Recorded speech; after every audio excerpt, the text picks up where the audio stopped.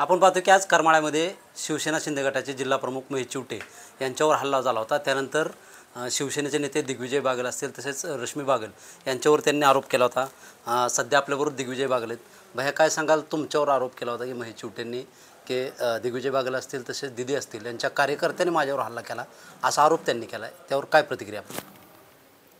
मुळात आजची जी घटना घडली याची आम्हाला कल्पनासुद्धा नव्हती। रश्मी दिदी आहेत पुण्यामध्ये, मी माझ्या सध्या आता करमाळा तालुक्यामध्ये मतदारसंघामध्ये पूरग्रस्त परिस्थिती आहे।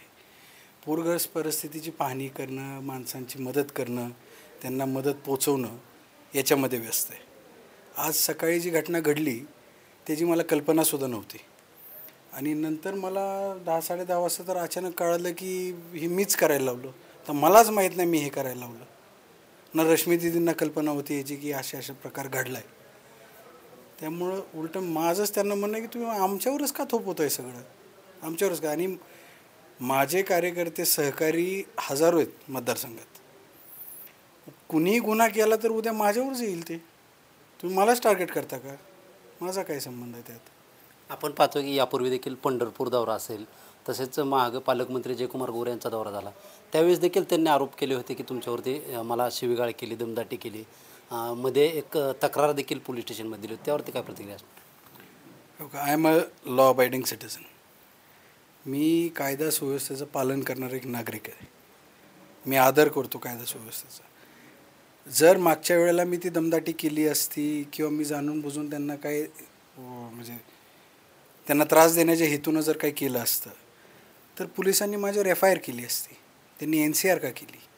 कारण की त्यांनाही कळालं यात काही तथ्य नाही। नोटीससुद्धा मला आली नाही त्या बाबतीत।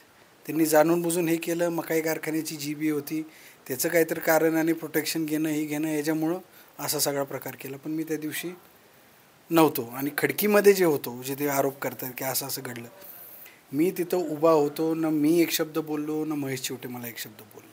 आणि ते पाहण्यासाठी तुम्ही बरेचसे पत्रकारसुद्धा उपस्थित होते, अधिकारी होते आणि कार्यकर्ते होते माझ्याकडून त्यावेळेला काय झालं नाही।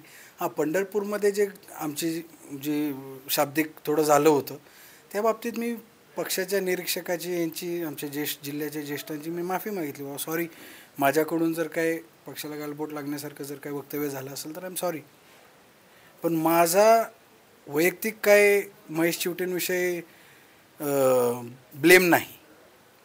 तेच मला का टार्गेट करतात, त्यांचं का माझ्यावर पर्सनल ग्रज आहे मला माहीत नाही।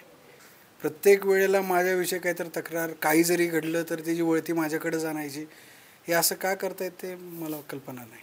त्यांचा आरोप आहे की माजी आमदार जयवंतराव जगताप हे यांना शिवसेनेत घेतल्यापासून दिग्विजय बागल हे मला असं हे करतात। कुणी जरी पक्षात आलं, माझे विरोधक जरी असले तरी आज पक्षाची ताकद वाढते ना, शिंदेसाहेबांची ताकद वाढते। आणि एकनाथराव शिंदेसाहेबांच्या पक्षामध्ये मला उमेदवारी दिली, मी आज प्रामाणिक त्यांचं काम करतो आहे। मी पक्षाचा कार्यकर्ता म्हणून काम करतो, मी पक्षाचा मालक नाही। कोण येतं आहे कोण नाही याच्यावर माझं बंधन नाही ना, मला वाईट वाटायचं काही कारण आहे। साहेबांचे हात बळकट होत आहेत, मी समाधानी त्यात। तुम्ही शिवसेनेत पक्षामध्ये असल्यामुळे तुम्हाला टार्गेट केलं जातं आहे का की ह्या त्रासाला कंटाळून आपण पक्ष सोडावा असं वाटतं आहे का तुम्हाला?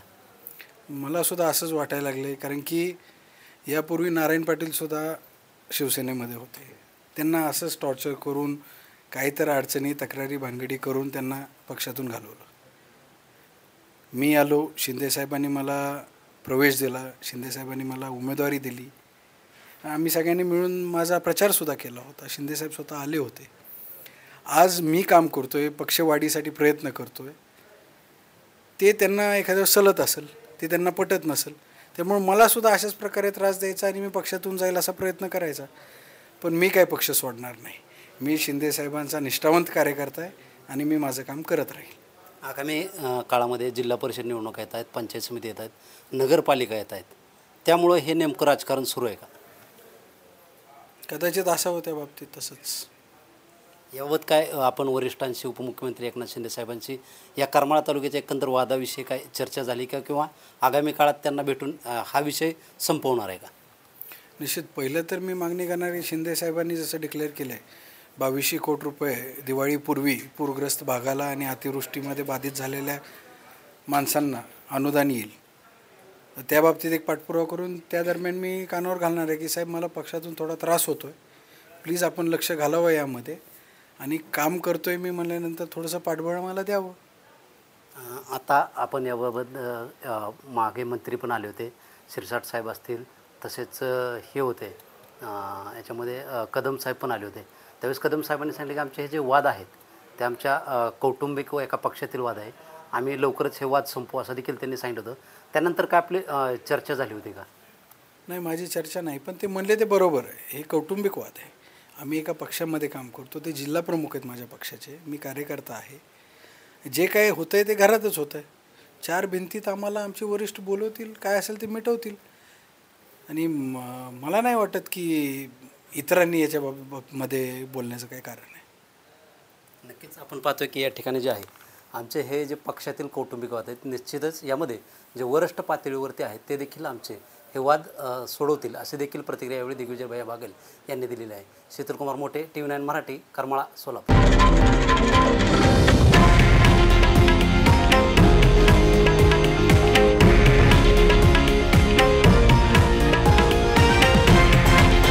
हे आहे देशातील नंबर 1 न्यूज नेटवर्क आणि आपण पाहत आहात TV9 मराठी, एकमेव.